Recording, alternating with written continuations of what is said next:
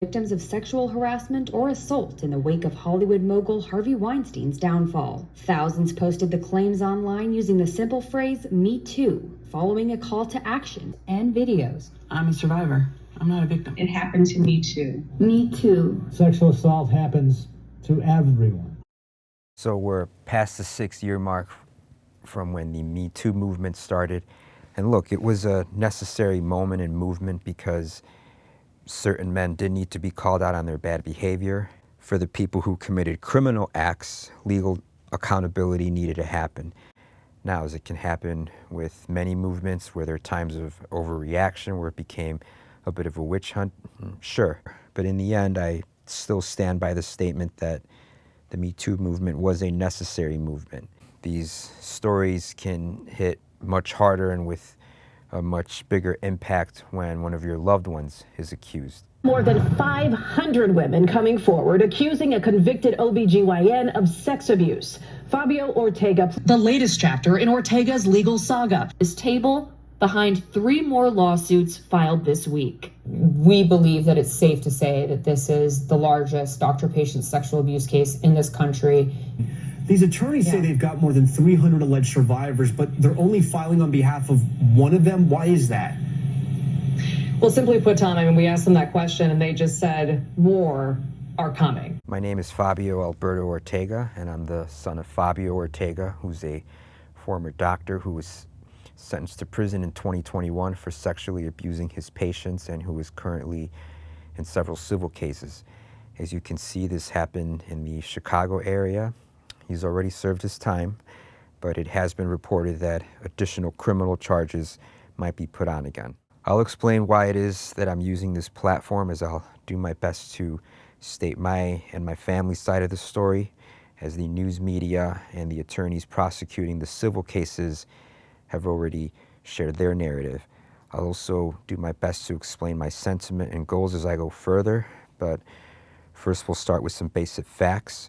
The first accusations began at the end of 2017.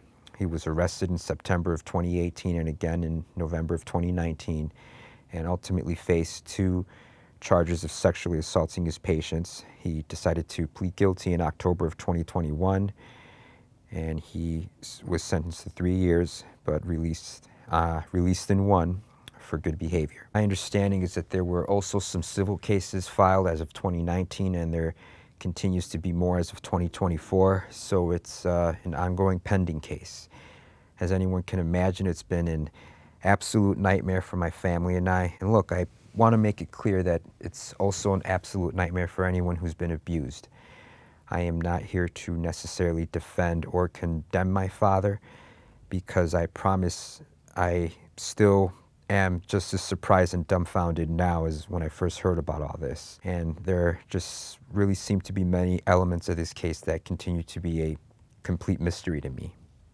If you ask me whether or not I think my father's guilty of these crimes, my exact answer at this moment is I don't know. And one of the reasons this whole case is surprising to me is because the picture being portrayed of my father in the media is completely different from the man who raised me. I will say publicly that my father is the one who taught me about consent and respect and dignity for women, all while him behaving around them accordingly. He's my dad. You know, he's my dad, so for a moment I'll humanize him. You know, he's a man who immigrated to this country with the goal of educating himself, and he became the first of his 11 siblings to graduate from college.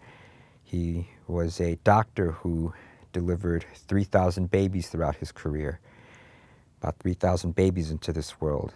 And I would say another reason that this whole thing is really surprising is because my understanding is that he had a stellar reputation as a physician and a professional.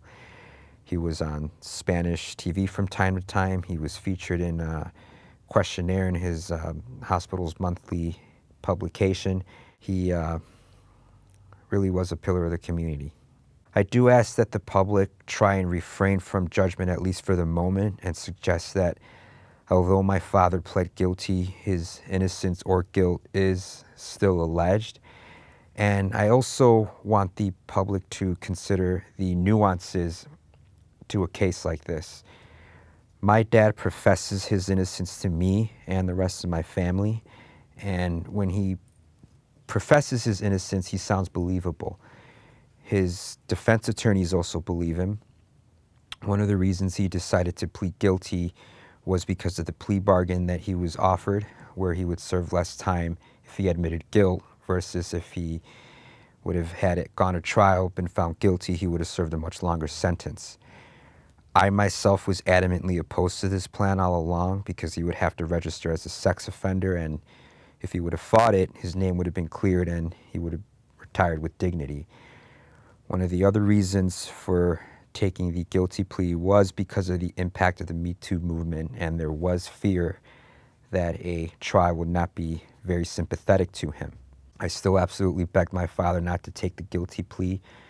His defense attorneys admitted to him not being a good witness, though I do stand by the statement and notion that he was not adequately counseled.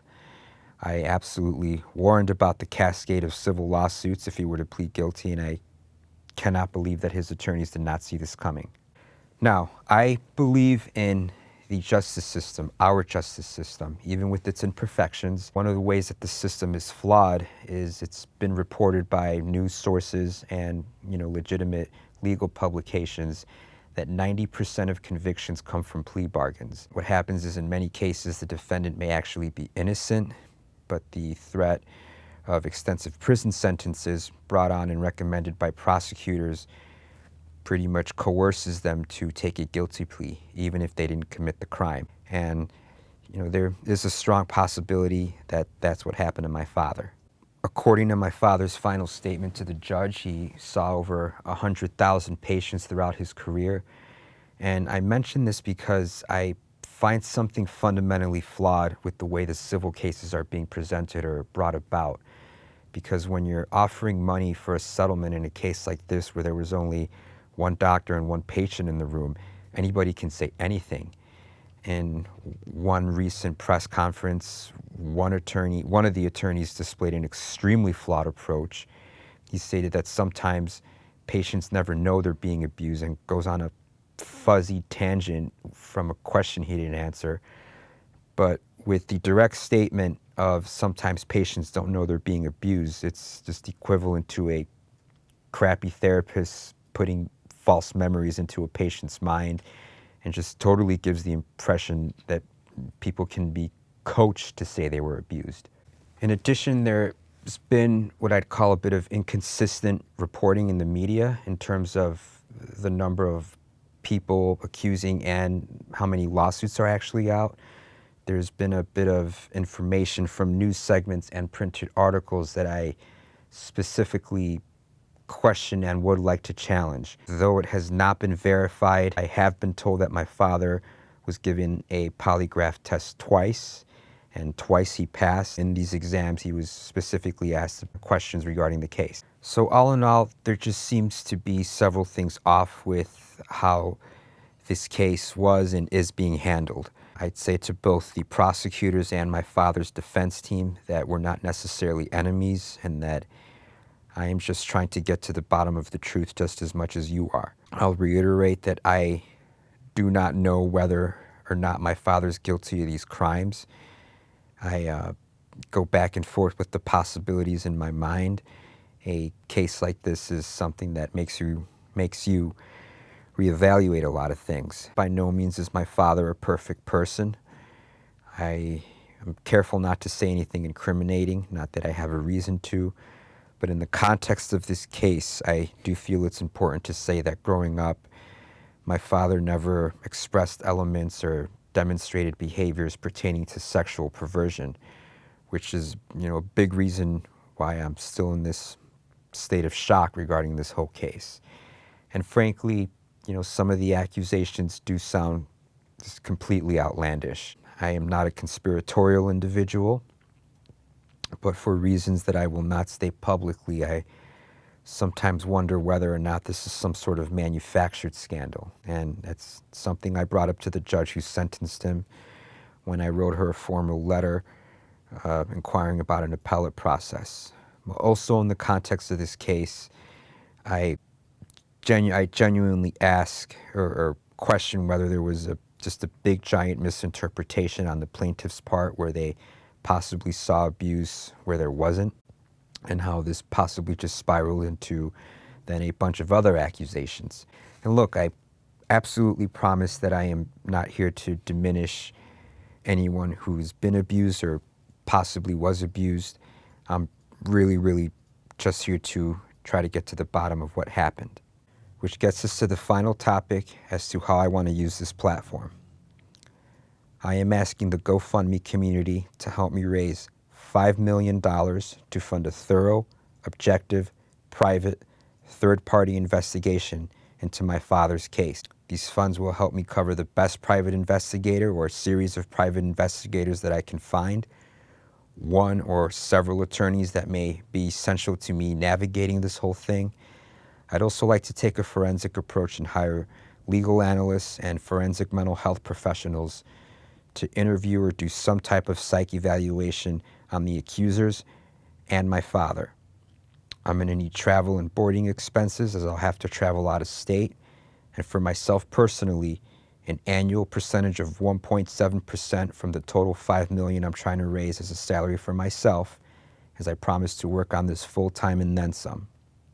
And it may take several months to a couple of years for everything to be concluded, especially from a legal and investigative standpoint. I may even need more, given that I may clash with the attorneys who have budgets in the tens to hundreds of millions of dollars, but for the moment, we'll start with what I'm asking for on here now. For those who give significantly larger donations, we'll stay in contact. I'll put links to the case and videos, which I may offer rebuttals to down below. I'm doing this separate from my father's defense team. I probably should have made an earlier disclaimer that I'm actually a real private person. I don't like to talk about my personal life much. I absolutely never thought that I or my family would be involved in something like this. That being said, I am currently estranged from my family, given the outcomes of this case so far. In some ways, I'm fighting, inquiring, and raising funds to get my family back together. But before we do that, I got to get to the bottom of what's happened here. And absolutely know that your help would be infinitely appreciated, and I'd be forever grateful. Thank you.